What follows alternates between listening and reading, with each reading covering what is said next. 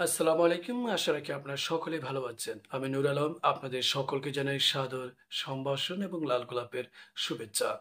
প্রিয় দর্শক শ্রোতা, যে মানুষটি কিছুদিন আগে খুব দম্ভ করে অহংকারপূর্ণ বাক্য এবং অহংকারপূর্ণ ঠোঁট, গাল, চোখ, অঙ্গভঙ্গি দিয়ে ত্যক্ত, বিরক্ত এবং তিরস্কারমূলকভাবে সবসময় বিভিন্ন সভা সমাবেশে বলে যেতেন এই দেশ ছেড়ে তিনি কখনোই পালাবেন না, তার পালানোর কোনো নজির নেই।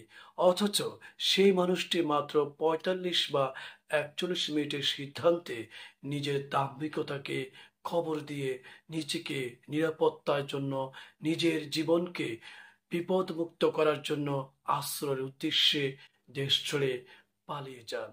সেই মানুষটি হলেন হাজার বছরের শ্রেষ্ঠ বাঙালি শেখ মুজিবুর রহমানের সুযোগ্য কন্যা এবং একজন ফ্যাসিস্ট এবং বাংলাদেশের দীর্ঘ শাসন ব্যবস্থার অন্যতম সুরশাসক শেখ হাসিনা। তিনি ভারত সরকারের আশ্রয় এবং প্রশ্রয়ে এখন সেখানে অবস্থান করছেন। তবে আজ সারাদিন ধরে বিভিন্ন মিডিয়ায় দেখা যায় তাকে দুবাই শহরে অবস্থান করার ব্যাপারে শামীম ওসমান অথবা শামীম ওসমানের সহযোগিতায় হয়তোবা তিনি দুবাই শহরে চলে গেছেন। আমরা জানি না সেই নিউজ কতটা সত্য, তবে বিভিন্ন পোর্টাল এবং বিভিন্ন সংবাদ মাধ্যমে সেটাই ফলাওভাবে প্রকাশ করা হচ্ছে। আমরা কিছুদিন আগে একজন আমেরিকান রাজনৈতিক কর্মী আওয়ামী লীগের, তার সাথে প্রধানমন্ত্রী শেখ হাসিনার ফোনালাপে আমরা জেনেছি যে তিনি বলেছিলেন তিনি দেশের খুব কাছাকাছি আছেন এবং তিনি চট করেই নিজ দেশে ঢুকে পড়বেন। এরপর দুই একদিন আগে আমরা আরেকটা ফোনালাপে শুনেছিলাম যে তিনি যেখানে আছেন খুব ভালো আছেন। তাহলে তিনি কোথায় আছেন সেটি এখন হাজারো প্রশ্নের উত্তরের সমাধানের অপেক্ষায়। আমরা দুই তিন দিন আগে শামীম ওসমানকে ভারতের কোনো এক দরবার শরীফে আমরা দেখেছিলাম। এরপর গতকাল বা গত পরশু থেকে আমরা আবার তাকে দুবাই মলে দেখতে পেয়েছি। তাহলে শামীম ওসমানের বাসায় কি শেখ হাসিনা আশ্রয়ের জন্য উঠেছিলেন? আমরা জানি যে সেখানে অর্থাৎ দুবাই শহরে আপনার শামীম ওসমানের নিজ একটা বাড়ি রয়েছে। হয়তোবা শেখ হাসিনার সাথে শামীম ওসমানের যে পারিবারিক ঘনিষ্ঠ সুসম্পর্ক রয়েছে, সেই সম্পর্কের ভিত্তিতে হয়তোবা শেখ হাসিনা সেখানে অবস্থান করলেও করতে পারে।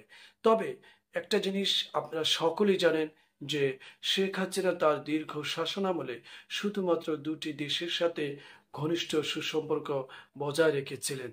এক নাম্বার হলো ভারত, দ্বিতীয় নাম্বার হলো চীন। ভারতকে তার পরীক্ষিত বন্ধু হিসেবে তিনি নির্বাচিত করেছিলেন এবং ভারত সরকারও তার উদার চিত্তে এবং তাকে দুহাত ভরে তাকে গ্রহণ করেছিল।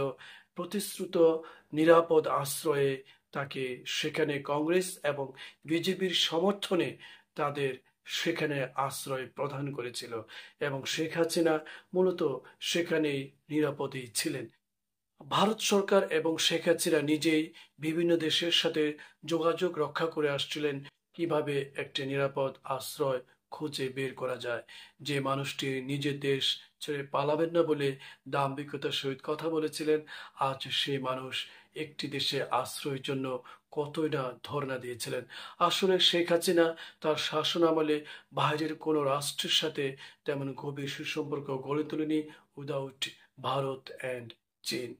ইউরোপ এবং অথবা অন্য দেশের আরব কান্ট্রি দেশগুলোর রাষ্ট্রের সাথে তার সুসম্পর্ক না থাকায় তার এই বিপদ এবং দুঃসময়ে সে সহযোগিতা পায়নি। এইদিকে আমেরিকায় পাসপোর্ট তার থাকা সত্ত্বেও তিনি যখন তার রাজনৈতিক ক্ষমতা হারান অর্থাৎ প্রধানমন্ত্রিত্ব পদ হারান, আমেরিকাও সেই অজুহাতে তার পাসপোর্টটা ক্যান্সেল করে দেয়, যার ফলে তার ছেলে জয়ের কাছে শেখ হাসিনা থাকতে পারেননি।